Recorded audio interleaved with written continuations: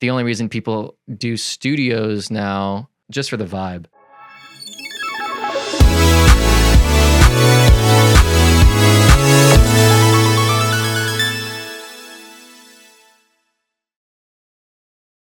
Hello and welcome back to Lakeshore Explorer podcast. My name is George and this is Andy. And with me today is singer, musician, songwriter, audio engineer, Chris Peters. Hey.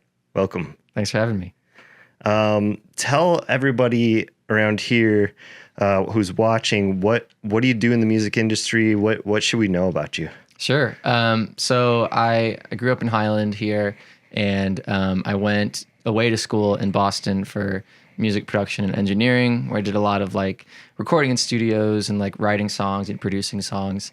And ever since high school, like I would come home and in high school I was here, but then at college I'd come home and I was always playing gigs in the region, whether it's like festivals or like I've done the Lake County Fair or like I play at Stax in Valpo all the time. And so, yeah, just little things up in Chicago and Milwaukee, down in Indy. Started releasing music in high school as like Chris Peters as like my artist project. I'm influenced by like people like Jack Johnson, John Mayer, like singer-songwriter, acoustic guitar people, and love the Beatles. And I just released my debut album last fall, and Nice. I just been working in the region here and there, and just recently moved to Los Angeles. Oh, but cool. I am actually here for Christmas and hanging out. So Nice. What took you out to Los Angeles? So a lot of my friends are just there from school. Mm-hmm. So I have probably like 70% of the kids I graduated with went to LA, and then the other 30 are like split between Nashville and New York City. Oh, okay, cool. And so I'm surprised, like every day I run into people that I'm like, oh, I didn't know you were here. Or, I didn't know you were here. And so there's even like alumni events and things that I've gone to where I'm like, oh, you're here. And then Nice. It's like, it's crazy. Everyone's just there. Yeah. So what school did you go to? I went to Berklee College of Music. Oh, okay. I don't know if you mentioned that. I kind of spaced out for a second. No, you're good. I did Sorry. too. I was thinking about Andy Yeah. and how he's just too hyper today. He is. But so you went to Berklee. Mm-hmm. What was your major there? I did music production and engineering. So I also picked up, they have like a songwriting major, and I had that as a dual major for a while, and then I dropped it because I got all the good classes out of it, and then I was just like, I'm out of here. Yeah. I just like finished with my one major. Nice. But they have like really great classes. Like there's this girl, Cara Diaguardi, who she was actually a judge on American Idol like in 2009, 10, 11, like right when it started to fall off. But she's a songwriter, and she's like has her own publishing company, and like she did a lot of stuff. Like my age would know a lot of her stuff that she did for like Miley Cyrus and Camp Rock and like Hannah Montana, like a lot of that stuff. But she did stuff for like Kelly Clarkson, just like in early 2000s, late 90s, just did like a lot of hits. And she has a class at Berklee that is like, it's called her boot camp. And literally it's like leagues above all the other classes there. And the classes there are pretty like up high. And so like I took that class, you have to like apply to get in. My roommate got into it, and he did it a semester before me and told me about it, and then I did it. And then there's a couple other classes similar to that, did those, and then got out. But it was a great experience. Sweet. Super glad I did it. Yeah, that's awesome. I don't know if I know anybody that went to Berklee. I know a ton of musicians, and pretty much all of them went to Ball State. Yeah, because that's where I went. Well, I was gonna go to Ball State. That was one of my choices. So nice. It was Ball State, Berklee, or Belmont. So all B's. Yeah. Well, that's awesome that you got to go to Berklee, because I hear that's like the best out there. Yeah, so. it's really great. It has like a really high. It's like well renowned, like in, I don't know, I guess the world. It's really cool to have that. That's like one of the best music schools. Like, isn't was it Weezer or something is from there? Or, oh, really? I don't know. Yeah, something like that. I know. So like the ones that I always say are one of them. I don't know. Yeah, which Weezer band. might be. I don't know. The ones I always say, like John Mayer went there. Oh, really? Charlie Puth went there. Quincy Jones. Do you know who Quincy Jones is? Yeah. He did like Michael Jackson stuff and did stuff with Frank Sinatra, just everywhere. Yeah. He went there like way back in the 40s or 50s when it was starting. But yeah, those are like the top three biggest ones. Alex Lacklemeyer, who did like the Hamilton stuff with Lin-Manuel Miranda. So just like musical theater people, just they have everything. Like it's really cool. Yeah. So how old are you? I'm 24. 24. Okay. Yeah. So when did you graduate? I graduated May of 22. Okay. So you've been out for a little over a year and a half. But everything feels like it feels like this is my first year, like in the real world. Like the whole year after graduating, it was like such a blur. Yeah. That's kind of how it is. That's how it was for me too. I didn't even get into like anything in my industry until a whole year after college. Then I got an internship at WFYI PBS in Indianapolis. Nice. And I didn't need an internship because I was already graduated. So it was more like, we'll let you work here for free. Yeah. And, you know, we got a lot of great experience. I'm yeah, sure. yeah. No, it was great. Cause like I took some video classes and stuff, but I didn't have enough experience in video to like really do it well. So, and I didn't own a camera. I mean, the only camera I owned was, let me see. Actually, it's not here. It's over there somewhere. But, besides this camera, which is a 8mm, I think this is a very old one that still technically works. Wow. But and then this awesome. is a projector up here, which I found both of those in my parents' attic. Wow. But I had this high 8 tape camcorder, and that's how I got into it. Was filming. Skateboarding. You see the skateboards back here.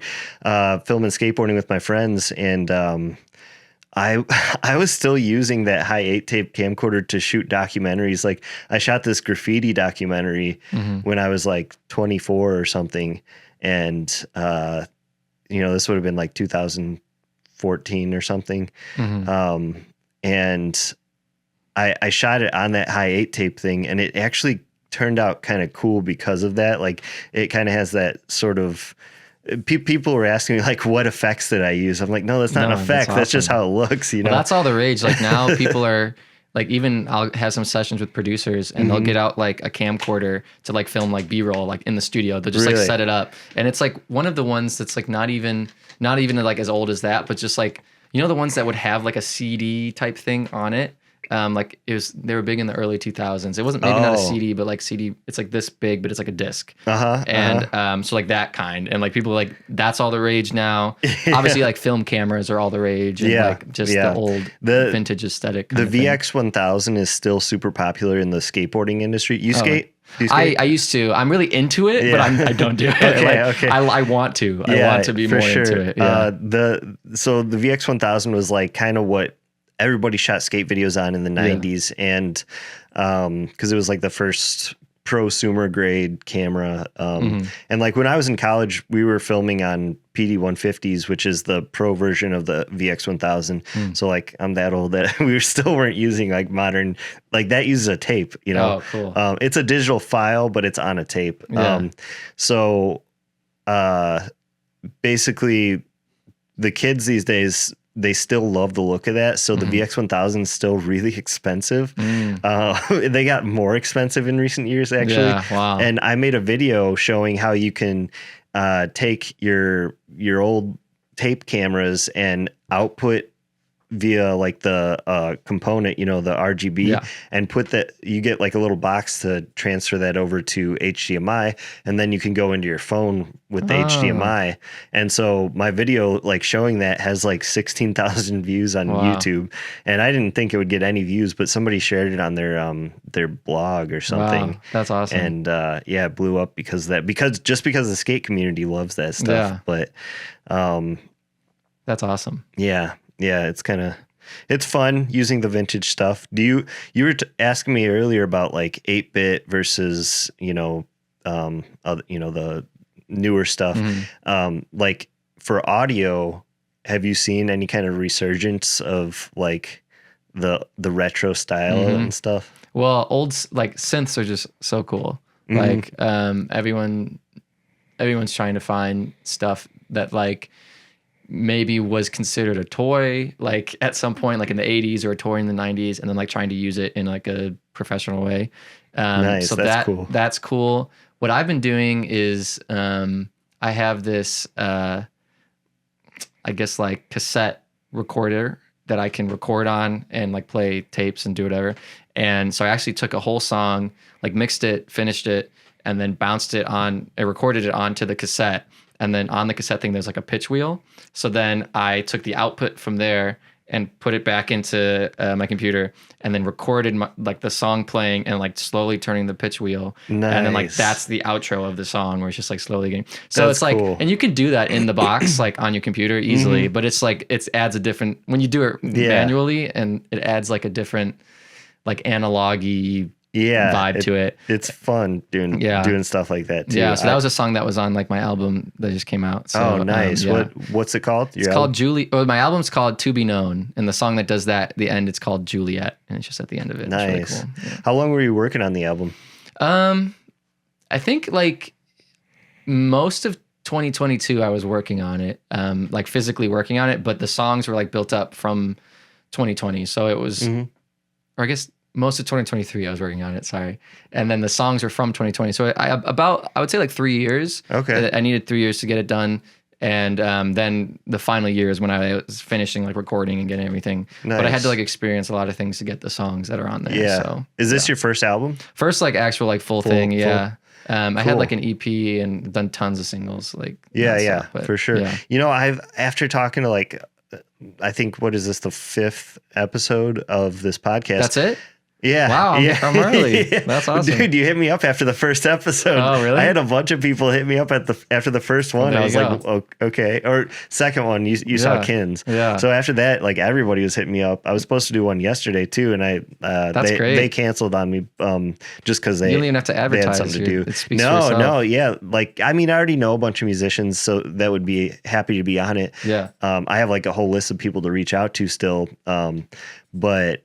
Yeah, like it was just all of a sudden everybody was like, yeah, let me be on the podcast. So I was supposed to film 3 of them this week. That's crazy. Wow. Because I'm trying to do like maybe one a week because I want to post all the clips. And if you do more than 3 clips a day, then the algorithm basically gets really mad at you and won't show your videos to anyone, which is weird. The algorithm. But yeah, you gotta all hail the algorithm. Exactly. So you can really only do about 3 clips a day, and I get Yeah. like 30 clips from each one of these. So Wow. I don't post all 30 of them, but you know, I use Opus Clip. I showed you that earlier to edit it or to edit the short clips, and so it seems to be popular. And what were we talking about right before that? I had a point that I was going to make, but now I forgot. You asked about my album, and then you said of the 5 people. Yeah. So everybody so far kind of seems like they all had time in 2020 to finally sit down and write an album. Like everyone that I talked to said literally 3 years is how long it took them to make their latest album. Wow. And it's funny because it correlates with like in 2020, they had time to start working on new stuff. Yeah. But I guess musicians are just perfectionists. And it seems like everyone's scared to release their stuff. But this year they're really releasing it because, you know, like James said, and also Stefan said, if I don't release it now, it's just never going to be released. So it's time to, you know, shit or get off the pot, basically. Yeah, literally. So what kind of was your influences on this album? Like musically or just like musically, lyrically, everything. Yeah. So half of the songs were like written in college, and so a lot of stuff that happened there. And then half of the songs were written when I was working on a cruise ship right after college. So there was a lot of like world opening kind of experiences. Yeah. Because I had never left the country until I did this. Yeah. And then now I've been to 23 like in 1 year. That's awesome. I mean, that was in 4 months. So, that's got to be like just it was crazy. All kinds of new stuff coming in. So I had just like plenty of time. The internet wasn't great on the ship, so I was just reading a lot, plenty of time to write. And honestly, I think I only wrote like 3 or 4 songs, but they are like my favorite songs. Nice. I mean, that was like one a month, but so that and being on the ship made me be like, okay, I loved doing it, but the worst part of it was like I felt like the rest of my life was put on pause. Like everyone was like, because I just graduated college, everyone was moving to LA or moving to New York or releasing projects or doing this or that. And I just felt like I couldn't do anything. Like I could record. I brought stuff to record things. I was actually like working for this company called Songfinch that does like birthday songs, wedding songs, like cool. stuff like that. So I was doing that on the ship to make like as like a side income thing. Yeah. And so I was doing that, but I wasn't like I mean, I couldn't like record quality stuff. There was like hum and everything I did. Yeah. And so anyway, as soon as I got off, I was like, I am putting all forces to the ground. Like I'm just gonna do this. And so I just finished the whole album and just started with like the song I had the most done, and then like started putting that out. And then I put out 1, 2, 3, 4, 5 singles, which is like partially like a waterfall release, which is like popular these days, where you release like half of the album or more than half of the album as singles, and then when it comes out, it just kind of fills the gaps. I gotcha. But yeah, that's a cool way to do it. Probably it's better helps for with the algorithm and stuff. The algorithm and all that. Yeah, gotta worship the algorithm. Worship the algorithm. So it helps with that. But musically, I was really inspired by like Paul Simon. I was just like listening to him so much on the cruise ship. Paul Simon, and then like my classic people like the Beatles, Paul McCartney, and Paul Simon, like Simon and Garfunkel, okay. Same guy, yeah. Okay. Yeah, and then so you're listening to his solo stuff? Yeah. I love reading like biographies, memoirs, and autobiographies, and so I just wanted to learn about him before I left, and so I got a book. He hasn't written one, but he has like there's a lot of books about him. So I read one and got really into his stuff. But then there was a lot of like stuff from my childhood too. Like I'm a huge Jonas Brothers fan. Oh, really? And so that's what got me into music when I was little, because they were big when I was like 8 years old. And so I have a lot of stuff that sounds kind of more like pop rocky, kind of electric guitar stuff. And then there's like a lot of acoustic guitar, like folky stuff. So yeah. So would you say there's like a huge range on the album, like stylistically, or? Yeah, I would say so, but I bet someone listening would probably just be like, because I've always noticed like with other people, if they show me their projects and they're like, how does it differ? Like you always think it's wider than what the consumer will think, because you're making it and like you're not used to hearing your voice. But if you put your voice on everything, like it's going to get a little bit closer. Right. Even if you use like completely different instrumentation. And that's honestly kind of how like Taylor Swift is able to go and do all these different genres, because like it's the same voice, it's the same girl, like doing everything, same writing. I mean, she's evolved in different ways, but anyway, I would say there's a lot of different genres on there, but all encompassing like the singer-songwriter pop thing. And so like everything's like easily accessible. So you know Tom Holland as Spider-Man, like that guy. So my like Spotify bio is if Tom Holland made music. Oh, nice. This means like the boy next door, like for sure. So like easily accessible stuff that like kids would like, but like their parents wouldn't mind their kids listening to, but then also just like, I don't know, like good vibes all around. That's what I'm looking for. Yeah. So. Do you do a lot of performance? Yeah. So I do a lot of like cover gigs, where I'm just playing like at bars and restaurants, and that's how I make a lot of my money. But then I do a lot of like of my original stuff with like I had a band here for a little bit, and then a band at school, and then now they're out in LA. Nice. So I had my first show in LA in January. Oh, cool. With my band, which would be cool. Nice. Will that be like all original? Yeah, and that'll be all original. I'll like throw a cover in, but and so I'm trying to get more of those and like songwriter showcase things and nice. But yeah, it's I would say it's a good like this year I did a lot of gigging because I was home and I had nothing going on, and I was just like knew I was moving at the end of the year, and so I would say it was a good like 70% was like cover gigs, like restaurants and bars, and then like 30% were like my originals and stuff like that. Oh, so, okay. Yeah. Cool. Yeah. What as far as like performing, do you prefer the cover stuff or do you prefer your own things, or do you, it's kind of 50-50? Yeah, it's kind of, some people hate the cover stuff, or they can't do it, like or like they just like a certain style of music and they don't want to do all the styles. But I like all styles of music. I like all artists. I like everything that's like on the radio. I probably like it. And so I don't mind playing it. I don't, because I mean, I also get to choose what I play. And I like the idea of like surprising someone or knowing a lot of music, so that when if someone requests stuff, I do a lot of requests. And I'm like, oh, I can do that. I love that feeling. Like that feeling's cool. And it's an easy way to make money. Like I'll probably do it the rest of my life, just always doing it. It doesn't make a lot, but it's just like, I get to go play guitar for a couple hours and get a couple $100 bucks. It's just fun. Yeah, so definitely. I would probably prefer the original stuff over that. With all that being said, like, Yeah. I'd prefer the original, but I don't hate it, and I would probably keep doing it for the rest of my life. When you play at like bars and things like that, do you ever sneak in your own work? Yeah, I do every once in a while, and especially like now that like this like album came out and I was releasing a lot of stuff this year, like it's usually friends of mine that will come and be like, play this one. Yeah, yeah. And especially if they like will Venmo me a tip or give me a tip and they say a song, then I'll do it. Like, so that's even, especially if it's mine. If I'm like really bored and people aren't really listening and I'm just want to try something new out, I'll throw my own stuff in there, but I'll usually do it if someone requests it. Which is nice. It's nice that people do. So yeah, definitely. What's maybe like the most requested, kind of cover song when you're out? Well, it's there's stuff that is like requested a lot.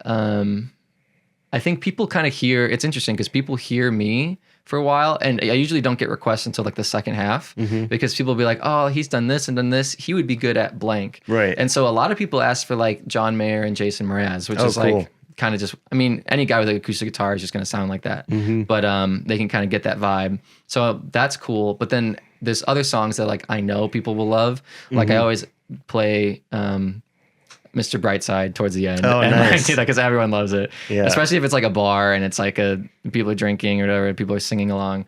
So there's songs that like people love that I know are hits that they don't even have to ask for. Like I'm just going to do them. And then there's stuff that people ask for. What's one particular song that like you're just like, man, I don't want to play that, but you'll play it if they like tip you or you know? There's plenty. There's stuff like, there's some songs that are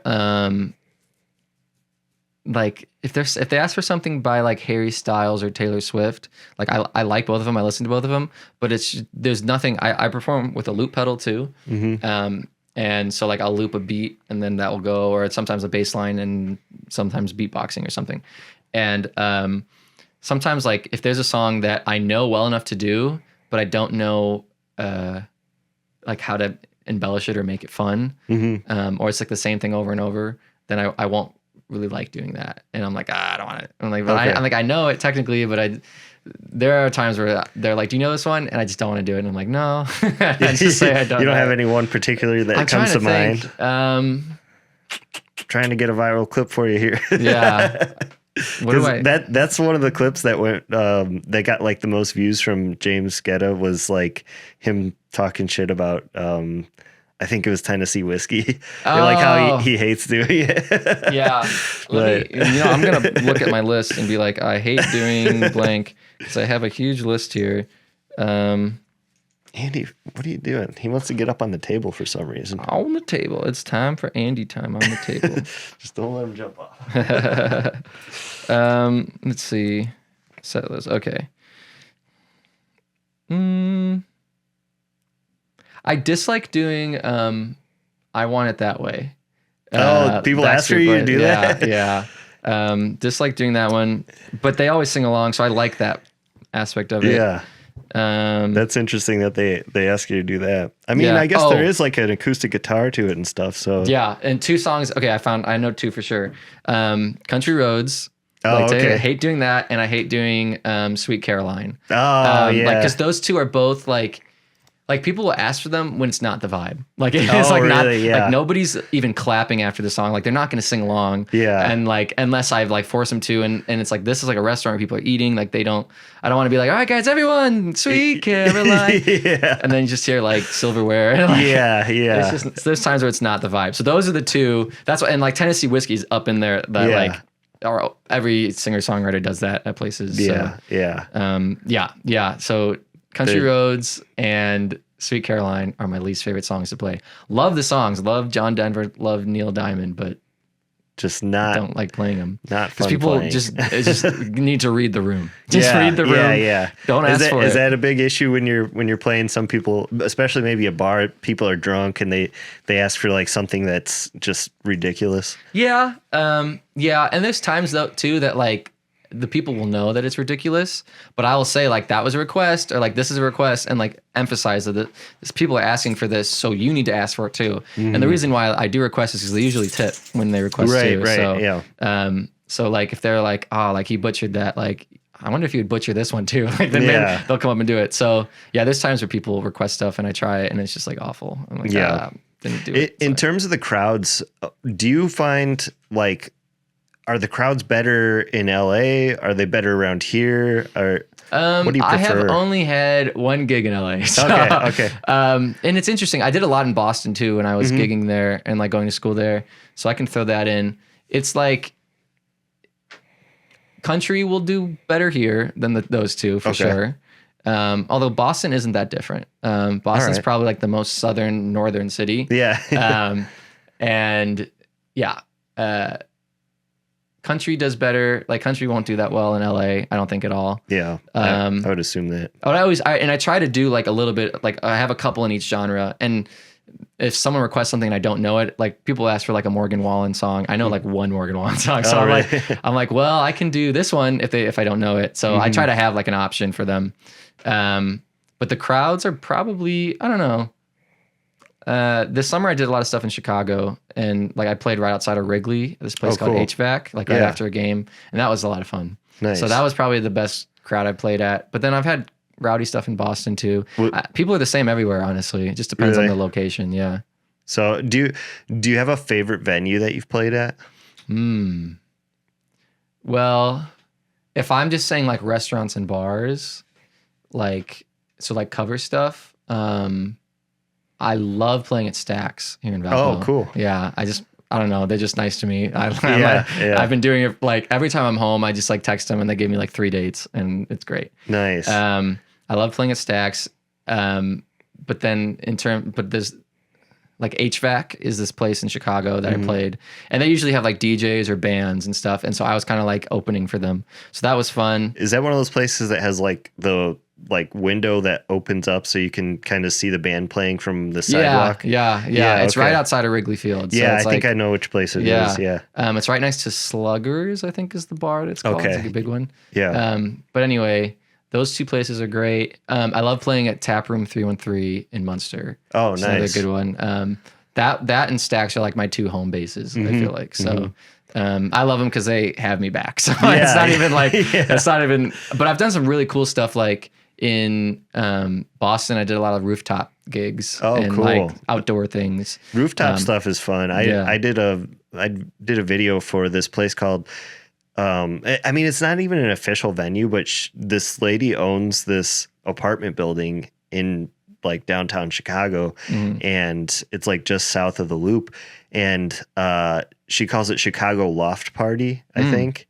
And she has like these bands come up and play there, and it's like just her friends that are invited essentially. That's cool. So I mean they'll have, I don't know, maybe 20 people in the crowd. But it's like really neat because in the background you got like all the skyscrapers and stuff, and it's like just an epic looking place. That's cool. I've recorded Patty Priscilla and her band, and they're from Michigan, but they kind of tour all over the place. But yeah, those rooftop things are pretty neat. Is there a lot of those in Boston? Yeah, there are actually. So I was friends with this woman who started a company who used a lot of Berkeley musicians that was like trying to give live music to like all these apartments that because there's also a lot of money in Boston. Like Boston's one of the most expensive cities to live in. So like a lot of people who live there are kind of wealthy. And so there's a lot of these nice apartments that have these like beautiful lobbies or like rooftop pools or whatever. And they try to have like events for people who live there. And they're like it's always a bunch of people and they're like 20s or 30s and they're like trying to meet people or do whatever. And so they host like concerts and things. And so she would put on shows like that. Nice. So through that, I had quite a bit. I've probably done maybe like 10 rooftop things. A couple of them at the same place, but Nice. yeah, it's been really cool. There's also this company called So Far Sounds that's in every city. And so I have a So Far Chicago show while I'm here. Oh, and then really? a Milwaukee Say hi to one. Max for me. Oh, yeah? Max is the head of So Far Sounds in Chicago. He's a buddy of mine that films everything for them. Wow, So, I didn't know that. That's awesome. Yeah. I haven't met Max. I'll have to like... Max Williams. I've seen that in an email, the name or something. Oh, yeah. He'll probably be there filming it. Because he films like all their stuff. Well, they do shows like every night, and so I've done like 5 Chicago so far things already, and I've never. Oh, like, really? Like he's probably maybe hops around. Yeah, maybe he doesn't do all of them. Doesn't But do all of I them, know but he's kind of like their lead guy. That's so, awesome. As far as video goes, he does. Go check him out on like Instagram. He knows all the best venues in Chicago. Cool. He films with like all the bands out there. That's he got awesome. me a gig filming at Riot Fest for Beach Bunny, I think. Cool. If you've ever heard of them. Yeah. I hadn't heard of them until I filmed them, but they're a pretty cool band. That's awesome. But yeah, when's your gig in Chicago? It's Thursday, January 4th. And okay, cool. It's on Belmont at this place called WIM, and it's like an immersive art experience. Because like so far, his whole thing is they try to have shows at like unique places.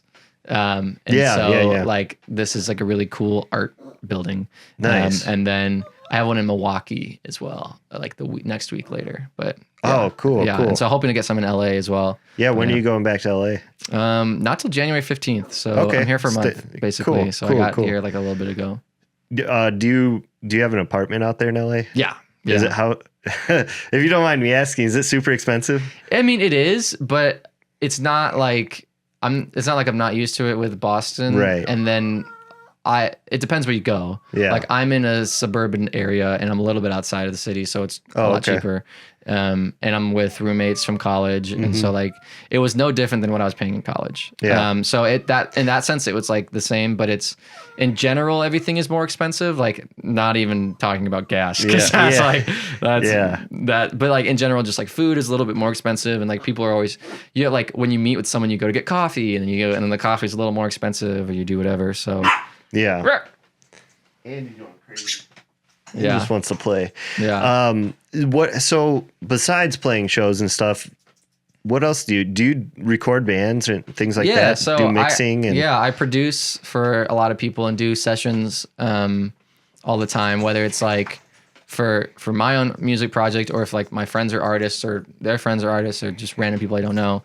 I produce for people, write for people, and just like, I don't know, just gigging and stuff.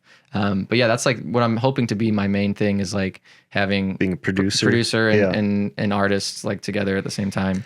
Do you get to work in like studios out there, or? I haven't yet, but I have like my own home studio. Cool. And I'm sure I will. Like I have a lot of connections that. Have you noticed like the industry changing in terms of like bigger artists just recording in home studios and stuff? Yeah. I mean, everyone has a home studio. You can get the highest quality thing you want in your home. So it's not even like a question anymore. And I think the only reason people do studios now, opposed like actual like things that have been around for a while, is like just for the vibe and just for like the inspiration that comes with being like in the studio. Yeah. And there's also something about separating your home from your work and that kind of thing, which I'm sure you know a lot about with like working here and like editing and stuff.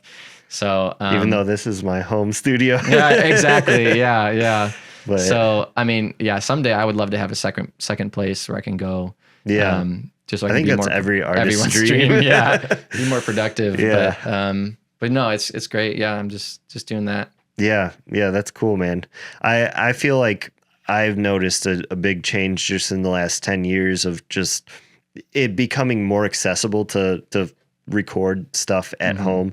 Cause I mean, when I went to college, I went to college for like audio production, and I didn't know anybody who had like a home studio. And that might've been because I was young, but, like when I started recording in my parents' basement, I had tons of people wanting to come record because there just wasn't a ton of studios around. And, I mean, like cheap studios, you know what I mean? People don't want to pay those outrageous rates and stuff, unless they're a bigger act. And like I've recorded with Max at Fort Knox Studios. We did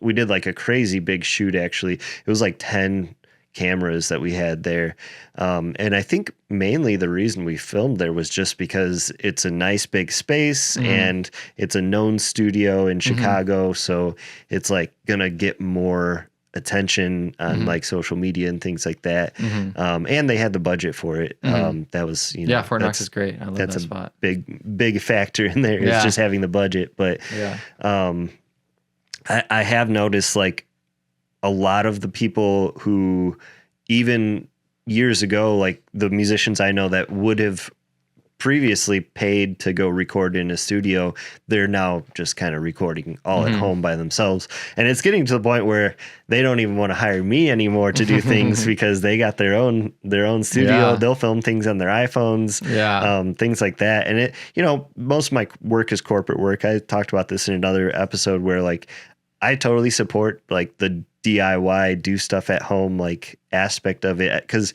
it kind of inspires creativity and stuff. People, when you have to like do things with minimal equipment and stuff like that, it's like you figure out fun ways to do things like that. Yeah.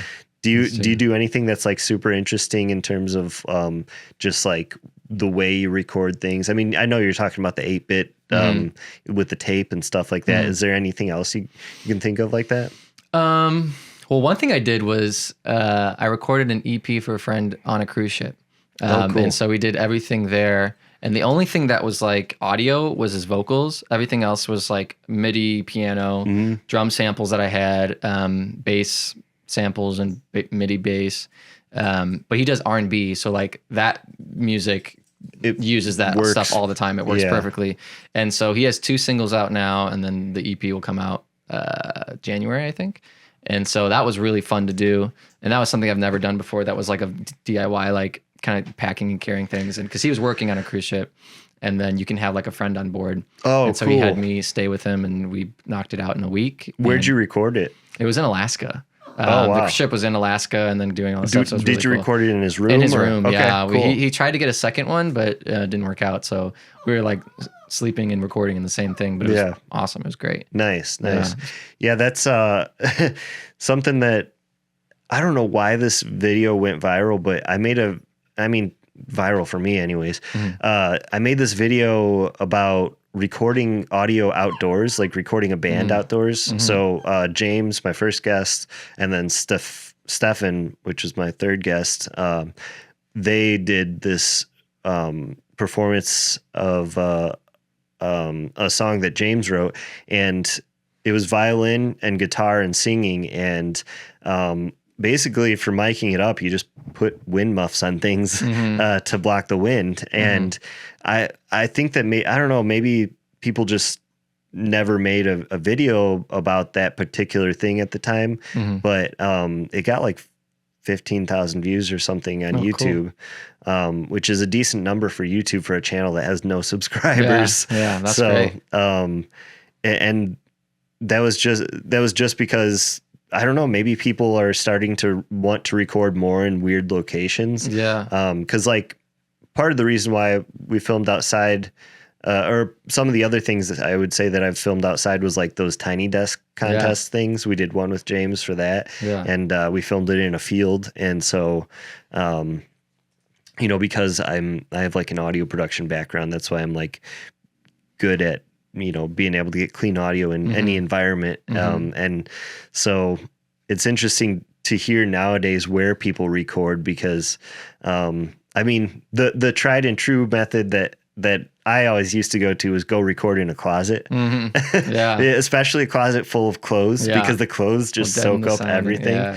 So, but these days they have all kinds of fun things. I saw this thing that is like a ball that goes over your mic, and you can record anywhere with that. And like the ad for it was like Paul McCartney singing it. I saw like one recently. It was crazy. Yeah. Those kind of things are fun. My closet in LA is my like vocal booth. Nice. And then my roommate is a voice actor. And so doing like voiceover stuff. And he bought this thing called there's a company called Studio Bricks, and it's like you like build your own sound booth. But it was like, I think $10,000, like expensive kind of thing. And nice to the point where like you have like a monitor in there, you have like an arm like this, and he's got like a Telefunken mic and like really, no, a Neumann Telefunken's like way too expensive. Just a Neumann mic. Is it like a Neumann U87? Something like that. That's my favorite mic of all time. I'll never own one because it's like $4,000. Yeah, or maybe it's not that one, but it's like he's got a lot of stuff in there, and it's just great.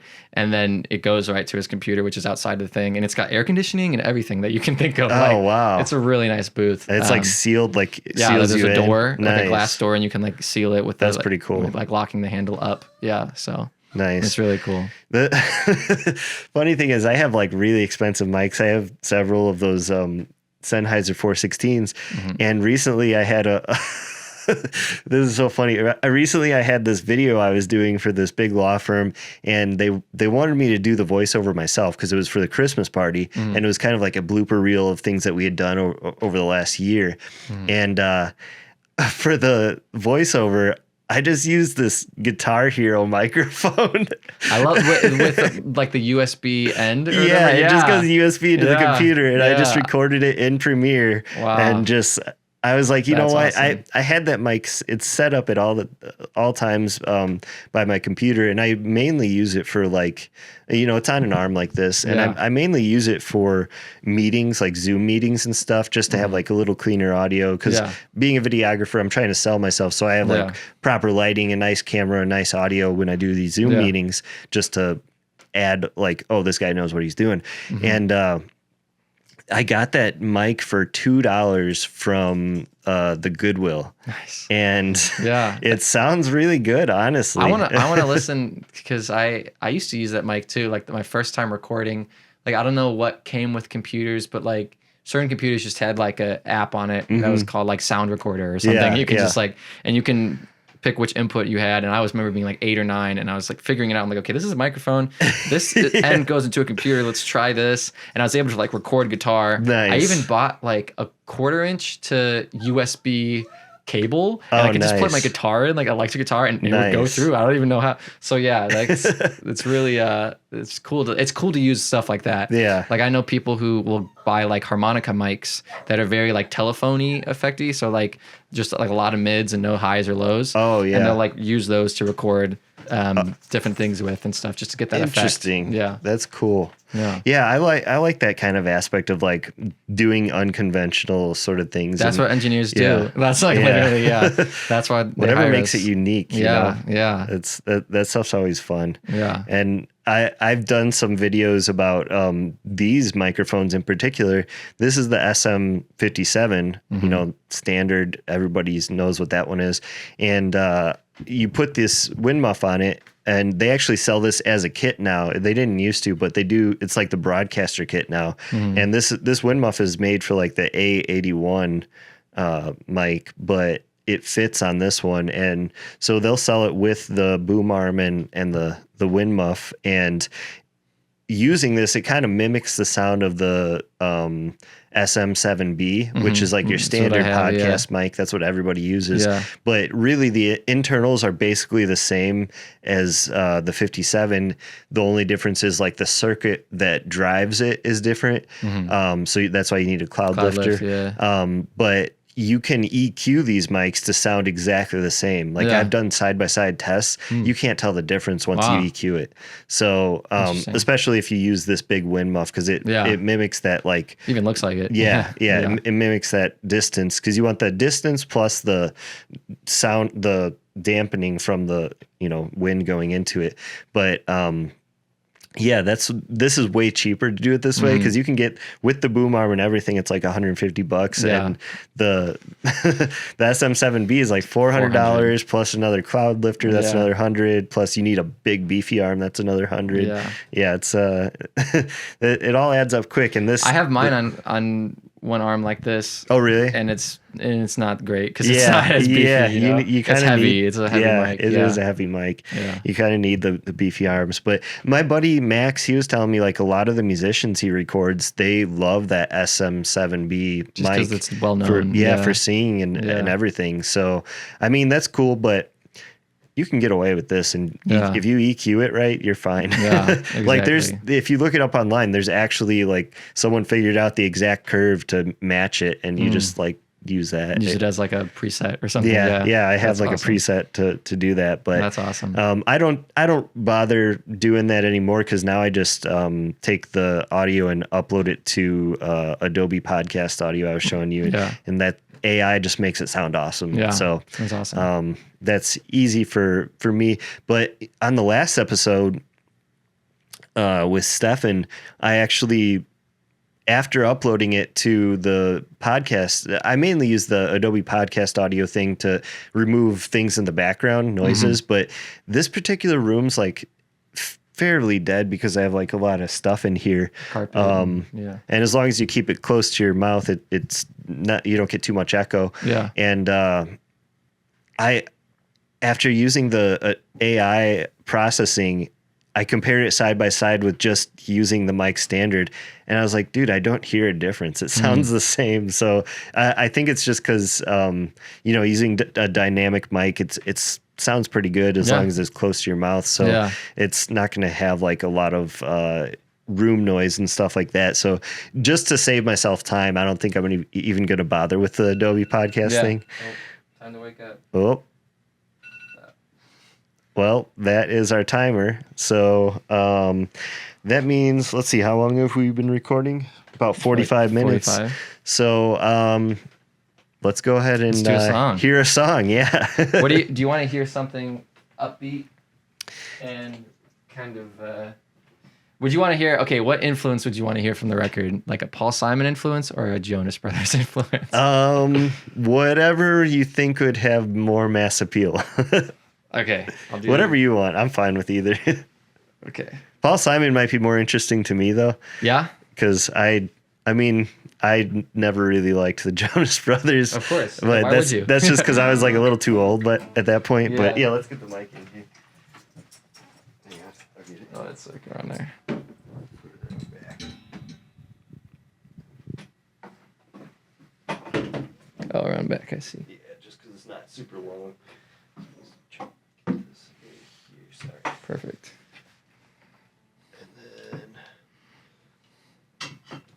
if you want to angle that a little towards your guitar there, if you can. Yeah. Oh yeah, if you shorten it up, you might be able to get it closer. Well, this is fine right here. I'll do like this. You're also an audio engineer, so you do it however you like. All right, I'll get it to the 12th fret. Yeah. Measured out. No, this is fine. Is that going to work? Is that enough space for you? Yeah, this is fine actually right here. Okay, this cool. Is perfect. Cool.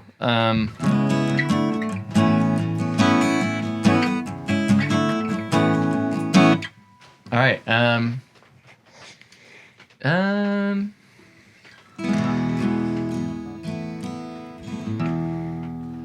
I gotta pick one. Yeah. Okay, I'll do the Paul Simon Okay. ish one. There's a big saxophone solo that I'll just. Would you rather do the Jonas Brother one? I'm cool with that too. No. Well, because this is the title track of the album, so it makes sense to do like this. And be like, go get the album. It's called To Be Known. The song's called To Be Known. Right. Sounds good. Yeah.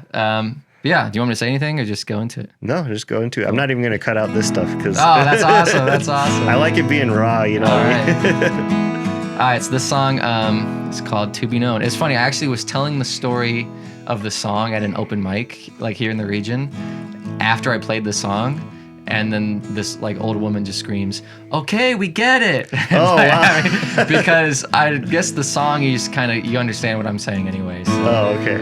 So I won't even tell it anymore. I'll just say like, listen to the words. It's called To Be Known. All right.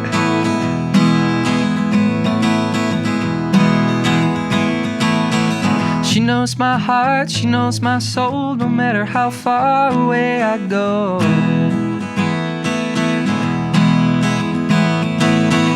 She knows my dreams, she knows my fears, she knows of me that I don't know.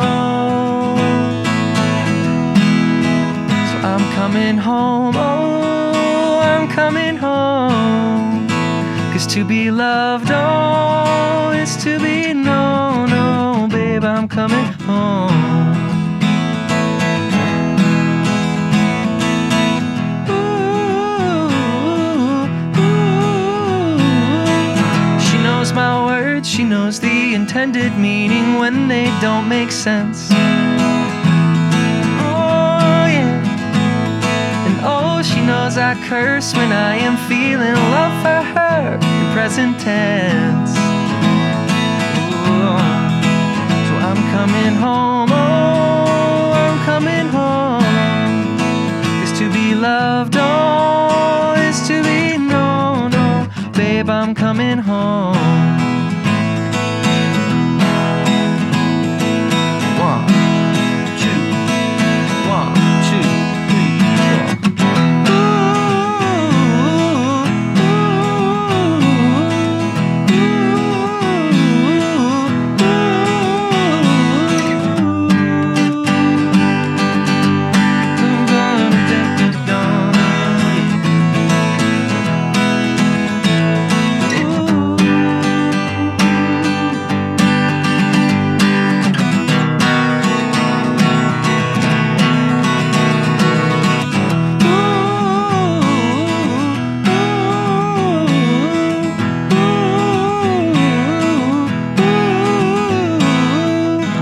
3, every time I cross the line into a land of the unknown,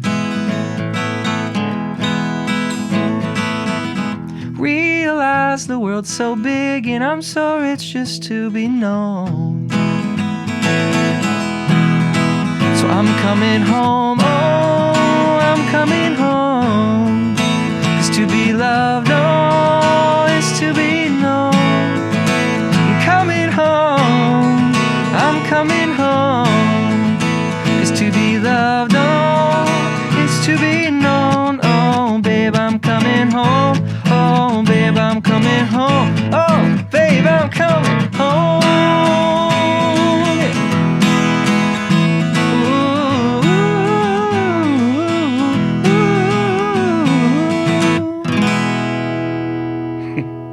Hey. Nice. That was awesome. That was Cool. good. Thank you. I like it. That's off your debut album? Yep, it's called To Be Known, and that song is called To Be Known. Nice.